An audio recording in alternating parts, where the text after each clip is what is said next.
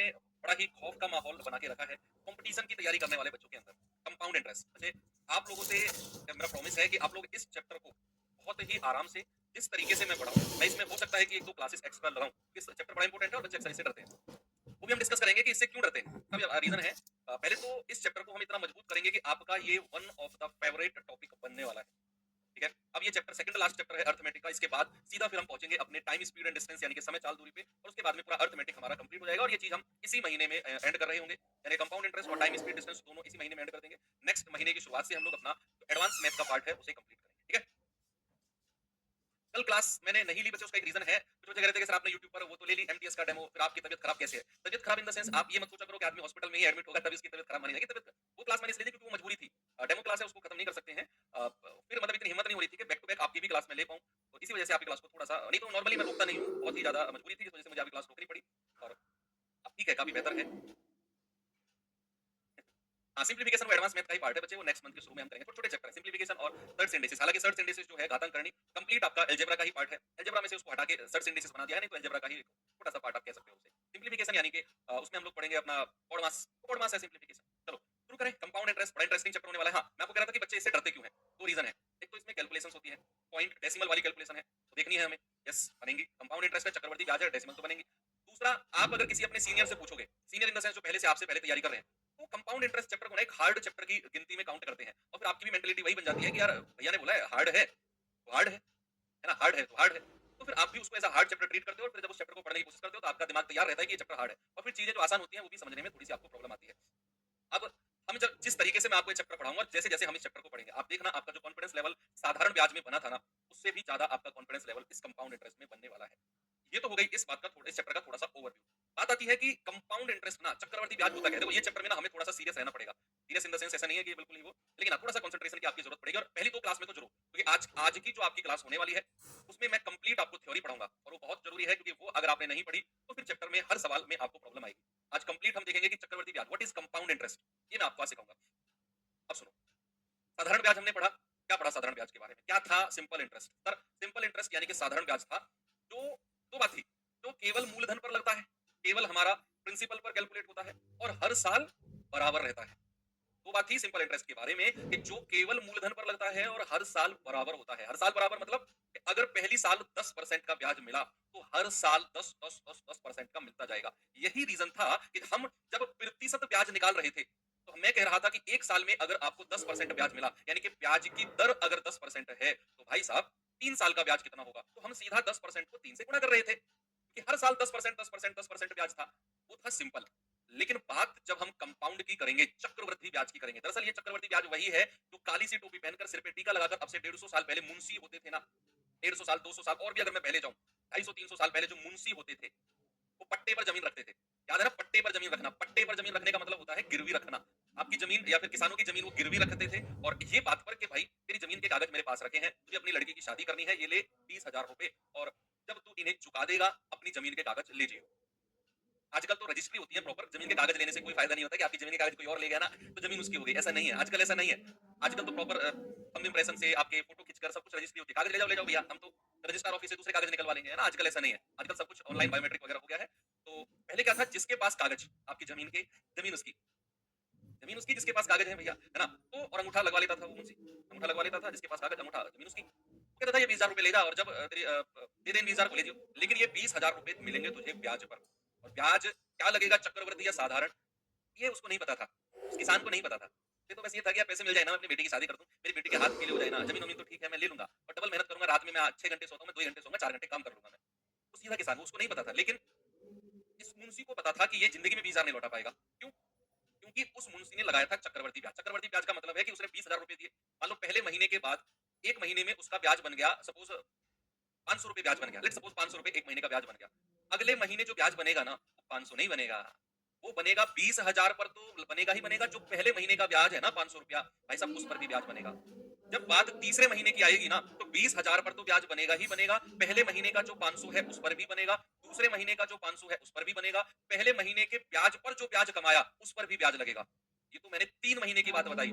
जरा सोचो 4 महीने में क्या होगा, जरा सोचो 5 महीने में क्या होगा। क्या कभी किसान अपनी जमीन वापस ले पाया? नहीं ले पाया। तो तो साहूकार उठते चले गए और किसान दबता चला गया। यही रीजन है कि आजकल कई सारे हमारे ऐसे स्टेट हैं जहां पर लोगों के पास ना रहने के नाम पर एक झोपड़ी है। वो लोग के पास अगर बैठकर आप बात करोगे तो वो ये कहेंगे कि हमारे दादा परदादा जो 3-4 पीढ़ी पहले थे ना, उनके पास 100 बीघा जमीन थी, 50 बीघा थी, 400 बीघा थी। वो गई कहाँ? वो ऐसे ही तो चली गई। कोई लूट के थोड़ी ले गया है, ऐसे गई है वो जमीन सारी, है ना? तो ये थी थोड़ी सी इमोशनल स्टोरी, आपको थोड़ा सा डिफरेंस बताने का कि साधारण ब्याज और चक्रवृद्धि ब्याज में डिफरेंस होता क्या है। अब थोड़ी सी बात आते हैं टेक्निकल बात पे कि कंपाउंड इंटरेस्ट लगता कैसे है, ये जरा इसके बारे में बात करते हैं। पहले लिख देता हूँ चक्रवृद्धि ब्याज। चक्रवृद्धि चक्रवृद्धि ब्याज, है ना? इंग्लिश में इसको बोलते हैं कंपाउंड, कंपाउंड इंटरेस्ट। इसको हम डिनोट करेंगे सीआई से। सारी टर्मिनोलॉजीज वही है जो हमने साधारण ब्याज में पढ़ी थी कि ब्याज आपका अमाउंट, अमाउंट मतलब क्या होता है आपका ब्याज प्लस मूलधन, सब कुछ वही है जो टर्मिनोलॉजीज हमने उसमें पढ़ी होती है। फायदा है कि हमें अलग से पढ़ने की जरूरत नहीं है। अब चक्रवर्ती ब्याज के बारे में थोड़ा सा आपको मैं बताता हूँ होता क्या है। एक प्री मेथड से मैं आपको इसकी डेफिनेशन भी क्लियर करूंगा और लगता कैसे है वो भी करूंगा। मैं थोड़ा सा ऊपर शिफ्ट कर रहा हूँ भाई। मैंने यहाँ पर लिखा कि मान लो कि मूलधन है, मान लेते हैं कि कोई मूलधन है, पी है कोई, मान लो 10,000 रुपए का पी है, 10,000 रुपए का मूलधन है और उस पर जो ब्याज लग रहा है ना, रेट ऑफ इंटरेस्ट जो है वो 10% है और समय जो है सपोज मैंने कहा 2 साल है, 2 ईयर्स है, 2 साल है, 2 साल की बात हो गई। ठीक है, इस यहाँ से कई सारे कॉन्सेप्ट आपको मैं क्लियर करूंगा। तो मैंने कहा कि 10,000 रुपया मूलधन है, इस 10,000 रुपए पर बात हुई है 2 साल की। कितने साल की बात हुई है बच्चे? 2 साल की। पहली साल में लिख देता हूँ फर्स्ट ईयर और यहाँ लिख देता हूँ मैं सेकंड ईयर। यहाँ क्या लिख देता हूँ? Second year. अब जरा मुझे एक बात बताओ कि अगर मैं पहली साल की बात करूं तो रेट ऑफ इंटरेस्ट कितना है? रेट ऑफ इंटरेस्ट है बच्चे 10%। कितना है? 10%।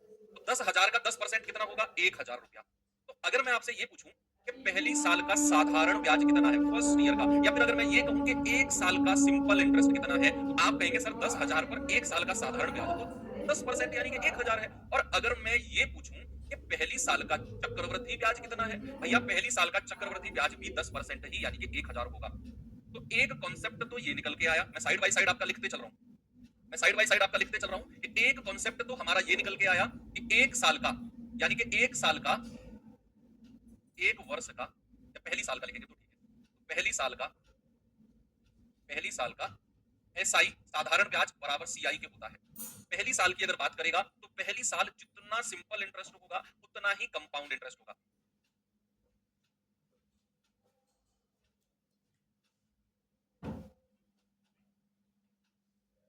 तो पहली साल जितना कंपाउंड इंटरेस्ट होगा उतना ही आपका सिंपल इंटरेस्ट होगा, उसमें कोई चेंज नहीं होगा। 10% ही साधारण ब्याज और 10% ही चक्रवृद्धि ब्याज। कहानी जो चेंज होगी वो होगी सेकंड ईयर से। सेकंड ईयर से मानो मैंने कहा सेकंड ईयर में मूलधन कितना है? 10,000। तो इस पर हमारा ब्याज कितना मिलेगा? 10% यानी कि 1,000 रुपया ब्याज का मिलेगा। अगर मैं आपसे कहूं कि सेकंड ईयर का साधारण ब्याज कितना है सिंपल इंटरेस्ट, तो आप कहेंगे सर सेकंड ईयर का सिंपल इंटरेस्ट भी 10% ही है, सेकंड ईयर का साधारण ब्याज भी कितना है? 10% यानी कि 1,000 है। लेकिन अब कहानी बदलेगी जब मैं चक्रवृद्धि ब्याज की बात करूंगा। तो बच्चे बात अगर मैं सेकंड ईयर की कर रहा हूं ना, तो इस 10,000 पर 10% कितना है? 1,000। ये तो आपका उस पर मूलधन पर हो गया 10%। लेकिन चक्रवृद्धि ब्याज का मतलब है कि मूलधन पर तो ब्याज मिलना ही मिलना है, लेकिन उससे पहले जो आपका ब्याज रहा होगा उस पर भी आपका 10% लगेगा। भैया आपने इस 10,000 पर तो 1,000 रुपया कमा लिया, लेकिन जो आपने पहली साल का जो ब्याज है 1,000, उस पर भी 10% का ब्याज लगेगा। तो क्या मैं कह सकता हूं कि 1,000 का 10% कितना होता है? 100 रुपया। तो ये 100 रुपया आपका अलग से बनेगा ब्याज के ऊपर ब्याज। क्या ये बात आपकी क्लियर हुई? एक बार मुझे थम्स अप करके सभी लोग बताएंगे, सभी लोग मुझे थम्स अप करके बताएंगे क्या ये बात क्लियर हुई आपकी? यस और नो?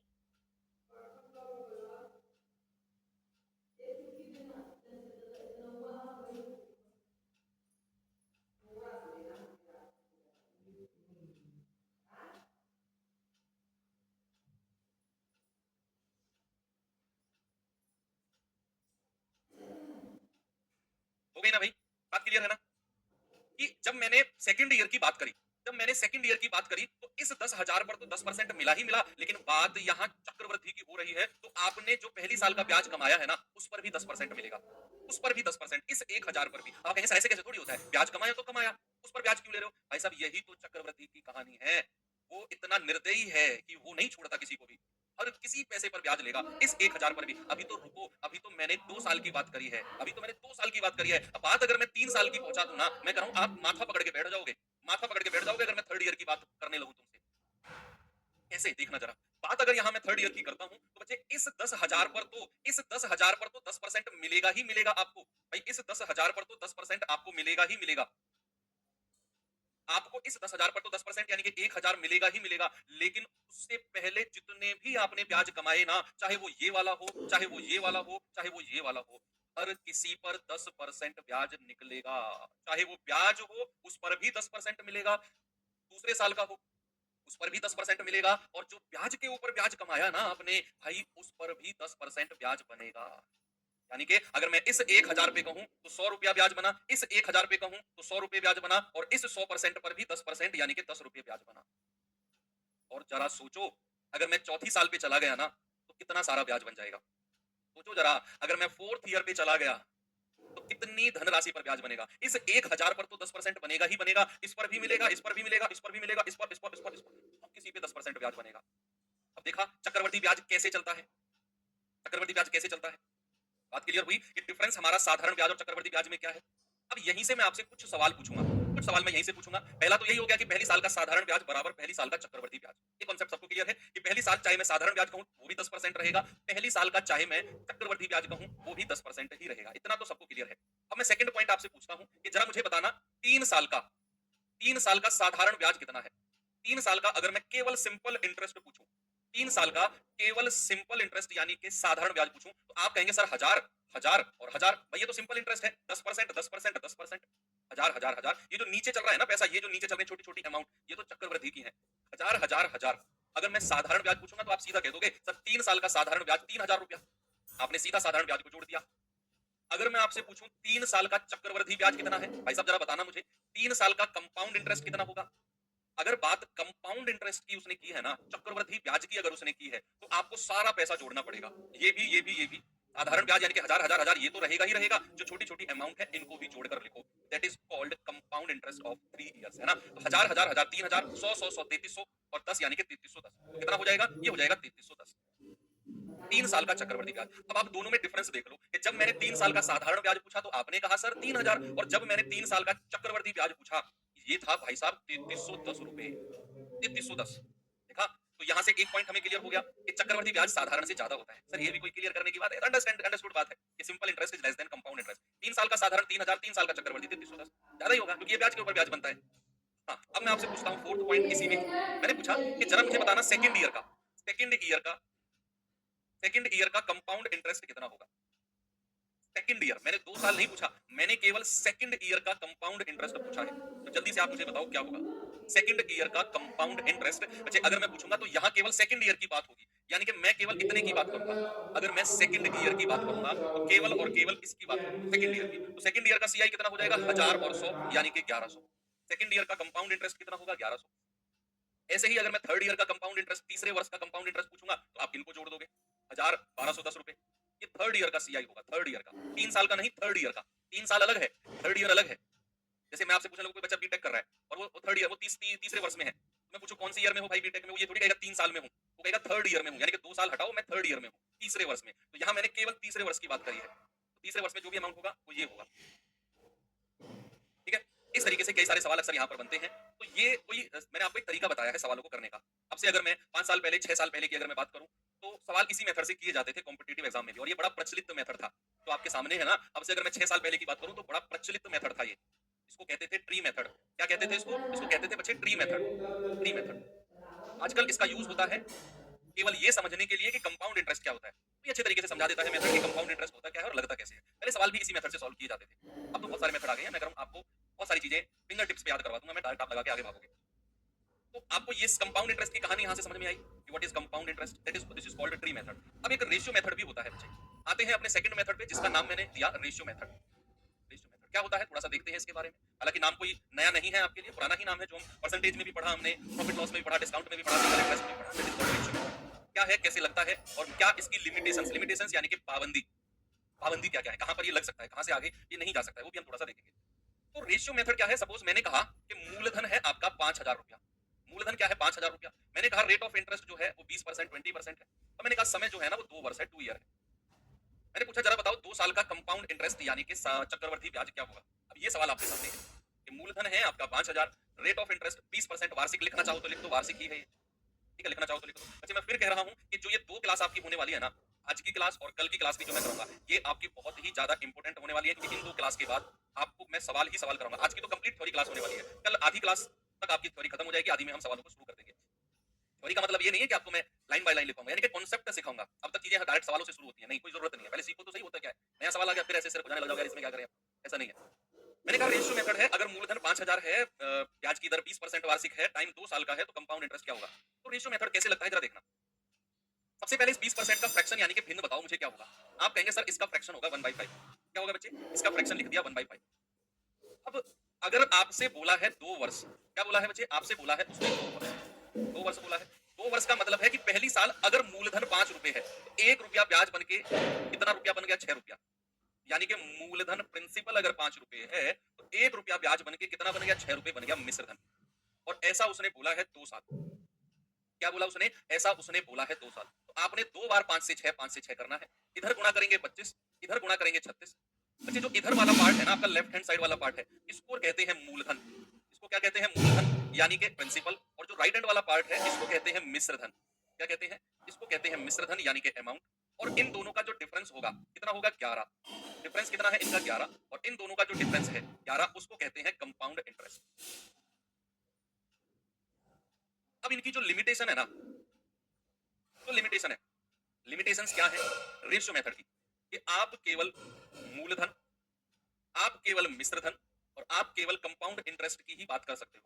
अगर आपसे पूछने लगे सेकंड ईयर का कंपाउंड इंटरेस्ट क्या होगा, भाई 2 साल का दिया हुआ है ना, कहने लगा सेकंड ईयर का कंपाउंड इंटरेस्ट क्या होगा, तो फिर आप रेशियो मेथड से नहीं जा सकते हो। रेशियो मेथड मतलब केवल 3 चीज अगर आपसे पूछेगा, या तो मूलधन पूछ ले, या मिश्रधन, या फिर कंपाउंड इंटरेस्ट। इन तीनों में ही डील करता है आपका रेशियो मेथड।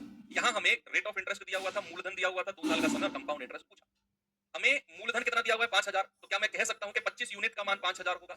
एक यूनिट का मान कितना होगा, 5000 बटा 25, तो 25 दूनी 50, यानी कि एक यूनिट का मान 200। आपसे पूछा है सीआई कंपाउंड इंटरेस्ट बताओ, वो तो 11 यूनिट है, तो 11 यूनिट का मान कितना होगा, 11 गुना 200 यानी कि 2200।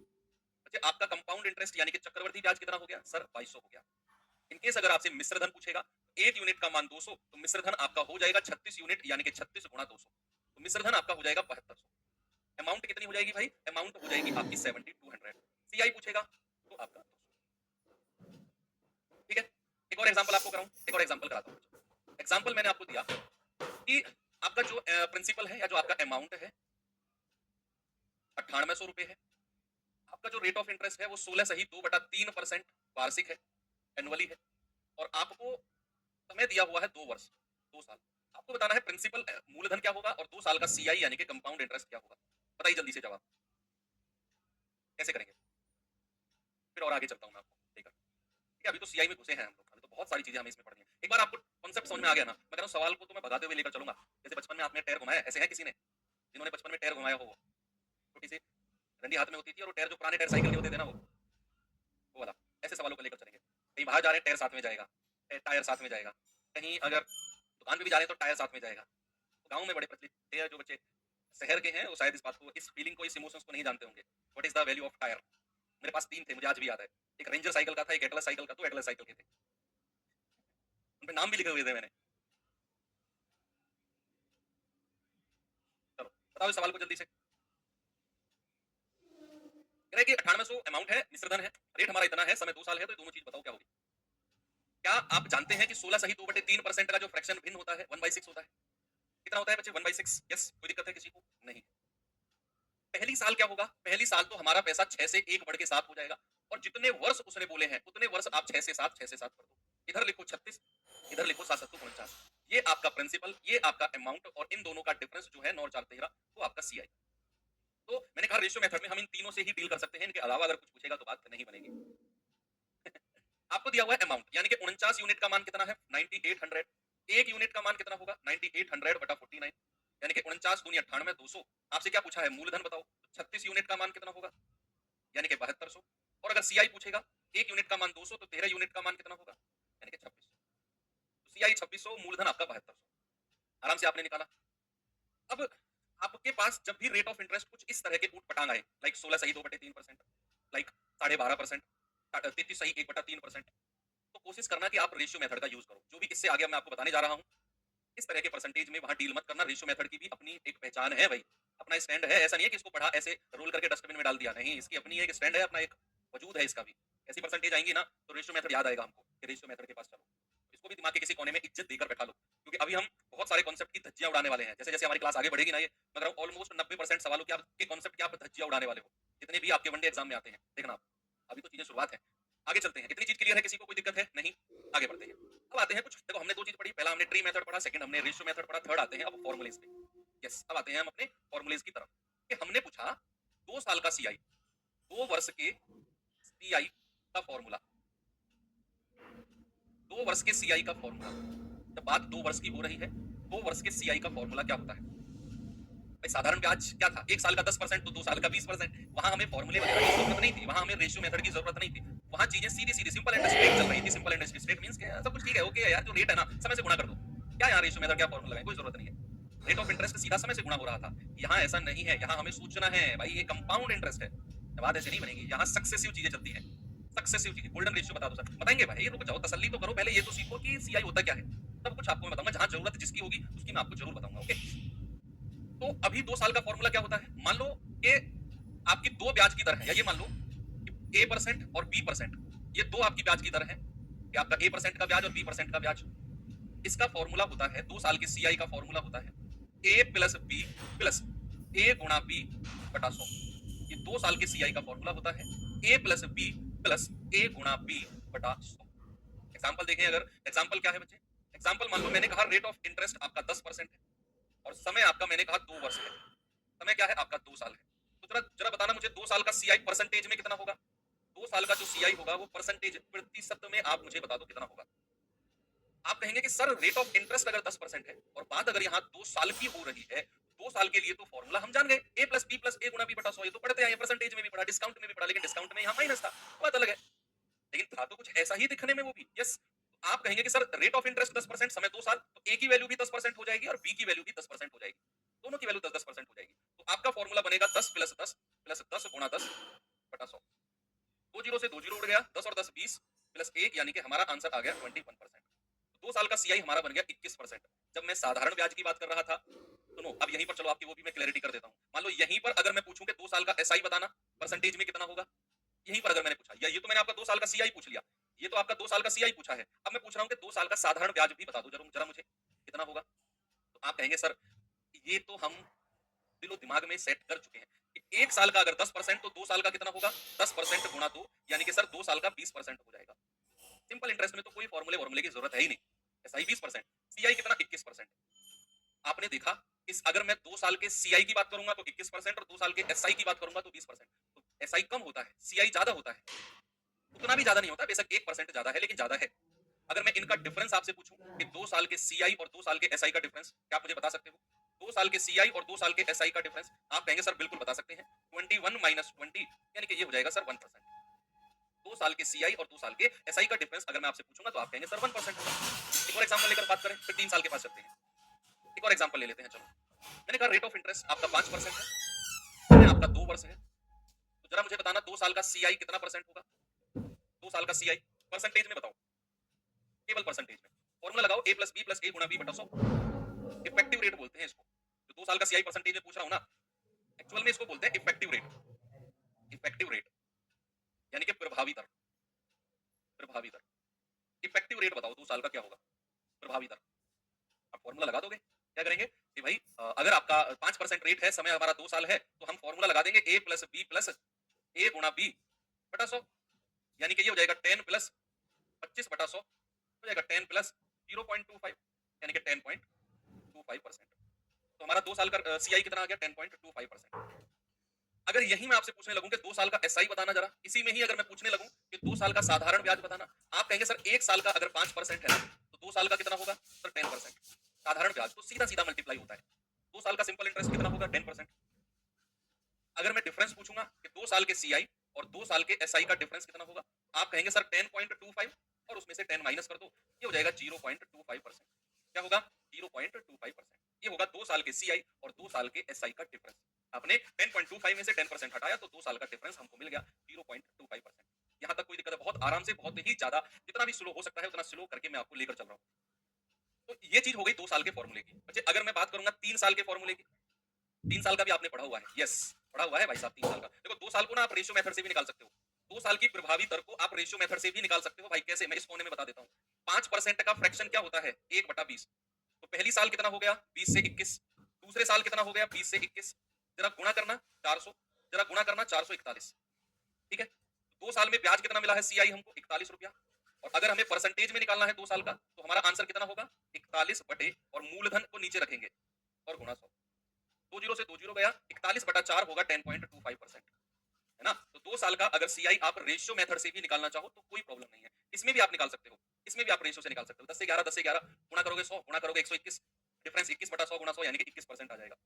तो रेशियो मेथड को भी मैंने कहा ना इज्जत देना है, ऐसा नहीं है कि मान लो सपोज अगर कहीं ऐसा रेट बन जाए, सपोज अगर कहीं ऐसा रेट बन जाए कि रेट हमारा 12.5% है और समय हमारा 2 वर्ष है, 2 वर्ष है, तो जरा 2 साल का सीआई बताना कितना होगा। तो भाई इसको फॉर्मूले में लगाकर हो तो जाएगा,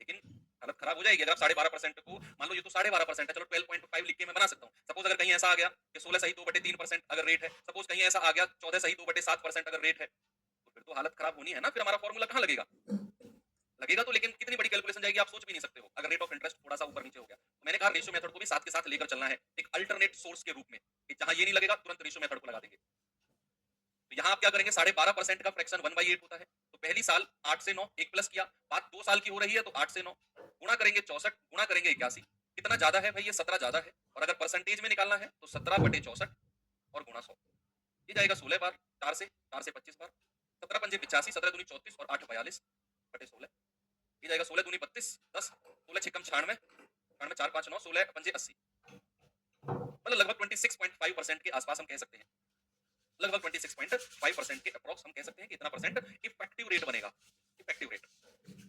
ओके, कोई प्रॉब्लम है किसी को नहीं ना, आराम से आप कर सकते हैं। मैंने कहा ना रेट ऑफ इंटरेस्ट अगर ऐसा हो तो फिर थोड़ा सा सोचने की बात बनती है। एक और सवाल अगर मैं आपको दूं ऐसा ही, मैंने कहा रेट ऑफ इंटरेस्ट आपका पहली साल का 12.5% है, और दूसरे साल का रेट ऑफ इंटरेस्ट है 16 सही 2/3%। भाई ये तो फर्स्ट ईयर का दे दिया मैंने, फर्स्ट ईयर, दोनों साल अलग अलग रेट लगे हैं, ये सेकंड ईयर का मैंने दे दिया, सेकंड ईयर का, और मैंने कहा बताओ 2 साल का इफेक्टिव रेट कितना परसेंट होगा, बताइए।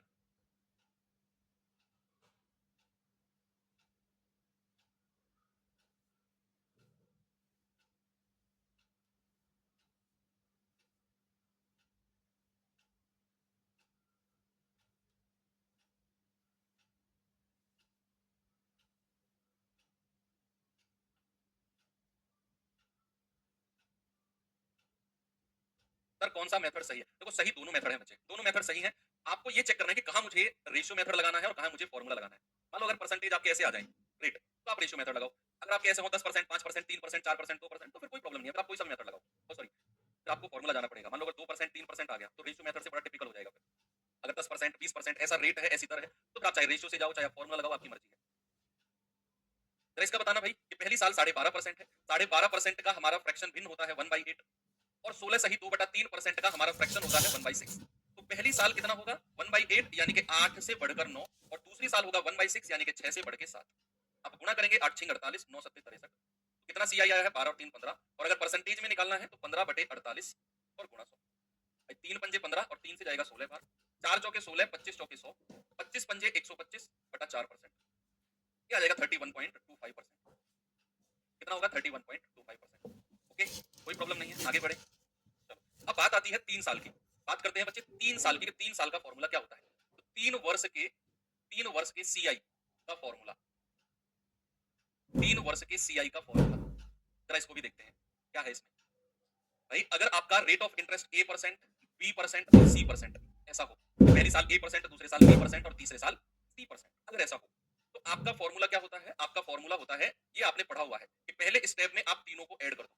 पहले स्टेप में क्या करेंगे, पहले स्टेप में हम तीनों को ऐड कर देंगे, प्लस, फिर आप दो दो की गुणा करो AB, प्लस दो दो की गुणा करो BC, प्लस, और दो दो की गुणा करेंगे AC, और बटा 100, और तीसरा भी साइन प्लस। अब आप तीनों की गुणा कर दो यानी कि ABC, और यहाँ 2 जीरो से डिवाइड किया है तो यहाँ 4 जीरो से डिवाइड कर दो। ये फॉर्मूला बच्चे आपको दिखने में बड़ा लग सकता है, लेकिन जब आप इसे अप्लाई करोगे, 3 4 सवाल प्रैक्टिस कर लोगे तो चीजें आपकी सेटल हो जाएंगी। तो हमारा इफेक्टिव रेट बना कितना, इफेक्टिव रेट, इफेक्टिव रेट, प्रभावी दर, प्रभावी दर कितना परसेंट बन गई, इतने परसेंट बन गई। ये 3 साल का फॉर्मूला है, कितना है 3 साल का फॉर्मूला है। तो यहाँ अगर मैं देखूं, जैसे फॉर एग्जाम्पल अगर मैंने आपसे बोला कि आपका रेट ऑफ इंटरेस्ट, ब्याज की जो दर है, मान लो 10% मैंने बोला, और समय जो है आपका 3 वर्ष 3 साल है, तो बताओ बताओ 3 साल का सीआई कितना होगा बच्चे, ये मैंने आपसे पूछा। 3 साल का हमारा प्रभावी दर यानी कि इफेक्टिव रेट क्या होगा, लगाइए दिमाग इसमें, ये फॉर्मूला भी इंपॉर्टेंट है। कहाँ इंपॉर्टेंट है मैं आपको बताऊंगा। अगर ऐसा 10% जैसा आ जाए रेट, तो आप रेशियो से भी जा सकते हो, 10 से 11, 10 से 11, 10 से 11, कोई प्रॉब्लम नहीं है। लेकिन अगर रेट ऑफ इंटरेस्ट, ब्याज की दर ही हमारी ऐसी आ जाए 2%, 3%, 5% तो ठीक है, 6%, इसमें क्या करेंगे? वहां हमें ये फॉर्मूला लगाना पड़ेगा। तो बच्चे इसको भी आप देखेंगे। तो यहाँ रेट ऑफ इंटरेस्ट 10% समय 3 साल है। आपका पहली साल भी 10% ब्याज की दर है, दूसरे साल भी 10% और तीसरे साल भी 10%। यानी कि ए का मान भी 10, बी का मान भी 10 और सी का मान भी 10। 10%, 10%, 10%। क्या करेंगे? पहले स्टेप में तीनों को जोड़ेंगे, ये आ गया 30 प्लस दो दो की गुणा करेंगे 10 धाम 100 प्लस 10 धाम 100 प्लस 10 धाम 100 बटे 100, ये वाला प्लस। अब तीनों की गुणा कर देंगे 10 धाम 100 धाम 1000 और बटे 4 जीरो से डिवाइड कर देंगे। आगे बढ़िए जरा, ये आ जाएगा 30 प्लस 100 100 100 300 बटा 100 प्लस 3 जीरो से 3 जीरो हटा दो, 1 बटा 10 होता है 0.1। ये आ जाएगा 30 प्लस 3 प्लस 0.1 यानी कि 33.1%। कितना हो जाएगा बच्चे? ये हो जाएगा 33.1%। अगर यहीं पर मैं आपसे पूछने लगूं कि 3 साल का एसआई कितना होगा, जरा बताना मुझे परसेंट में। ये तो 3 साल का सीआई आपने निकाल दिया, 3 साल का कंपाउंड इंटरेस्ट निकाल दिया 33.1%। अगर मैं आपसे पूछने लगूं